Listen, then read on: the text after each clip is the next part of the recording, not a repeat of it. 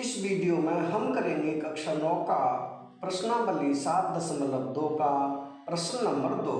प्रश्न है त्रिभुज ए बी सी में एडी भुजा बीसी का लंब समद्विभाजक है, यानी कि यह त्रिभुज ए बी सी। इस त्रिभुज ए बी सी में जो एडी है बीसी पर लंब समद्विभाजक है, यानी कि बीडी ये भुजा बराबर है सीडी के, और यहाँ दोनों तरफ 90 अंश का कोण बनता है, यानी इधर भी और इधर भी।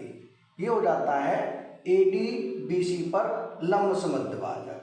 आगे प्रश्न दर्शाइए कि हमें दिखाना है त्रिभुज ए बी सी एक समद्विबाहु त्रिभुज है। त्रिभुज ए बी सी कैसा त्रिभुज है? एक समद्विबाहु त्रिभुज है। ये हमें दिखाना है जिसमें ए बी बराबर ए सी है, जिसमें ए बी बराबर है ए सी के। ये हमें दिखाना है। तो इसके लिए हम क्या करेंगे, इस त्रिभुज को और इस त्रिभुज को दोनों को सर्वांशम दिखाएंगे। सर्वांशम दिखाने के बाद ए बी बराबर ए सी हो जाएगी, वो हो जाएगी सी पी सी टी से।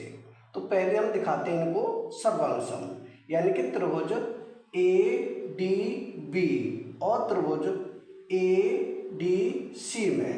तो यहाँ लिखें त्रिभुज ए डी बी, त्रिभुज ए डी बी और त्रिभुज ए डी सी में, त्रिभुज ए डी सी में। इन दो त्रिभुजों में इसमें हम देखेंगे हमें दिया हुआ है कि BD है वो CD के बराबर है। क्यों बराबर है? क्योंकि जो AD है BC पर लंब समद्विभाजक है। लंब समद्विभाजक का मतलब है कि इस भुजा को बराबर भागों में बांटती है।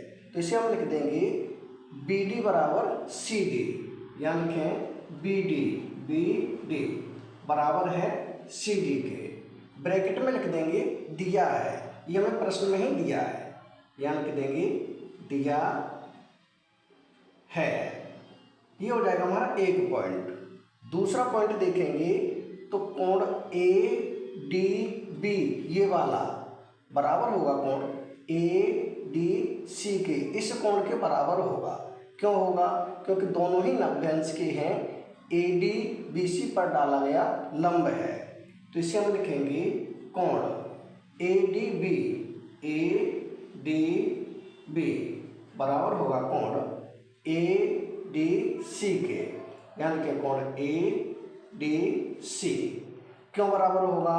ब्रैकेट में लिख देंगे ए डी लंब है बी सी पर, यानी लिखेंगे बी सी, यानी कि ए डी है वो बी सी पर लंब है, इसलिए दोनों 90 अंश के होंगे।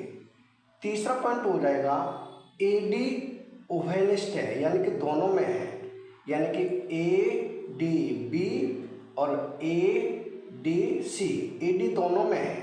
तो ए डी हो जाएगी उभयनिष्ठ, लिखेंगे ए डी बराबर ए डी, ये उभयनिष्ठ है।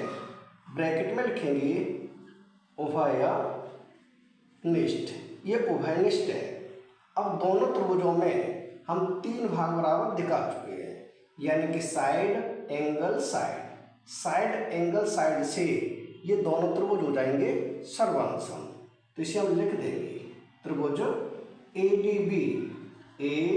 डी बी सर्वांशम होगा त्रिभुज ए डी सी। ये दोनों त्रिभुज सर्वांशम है। कौन सी नियम से? ये है साइड एंगल साइड। तो ब्रैकेट में लिख देंगे साइड एंगल साइड नियम से। अब ये दोनों त्रिभुज सर्वांशम हो गए। अगर ये दोनों त्रिभुज सर्वांशम है, यानी कि ये त्रिभुज इसके सर्वांशम है, तो ए बी बराबर हो जाएगी ए सी के, ये हो जाएगा सी पी सी टी से। तो यहाँ लिखें ए बी बराबर है ए सी, ब्रैकेट में लिखेंगे सी पी सी टी से, यानी कि सी पी सी टी से ए बी बराबर ए सी हो जाएगी। यही हमें सिद्ध करना था कि ए बी बराबर ए सी है। यानी कि ए बी सी ये कैसा त्रिभुज बन गया, ये बन गया समद्विबाहु त्रिभुज, क्योंकि ये भुजा इस भुजा के बराबर है। इस त्रिभुज में दो भुजा बराबर है तो ये बन जाता है समद्विबाहु त्रिभुज। यहाँ लिख देंगे अतः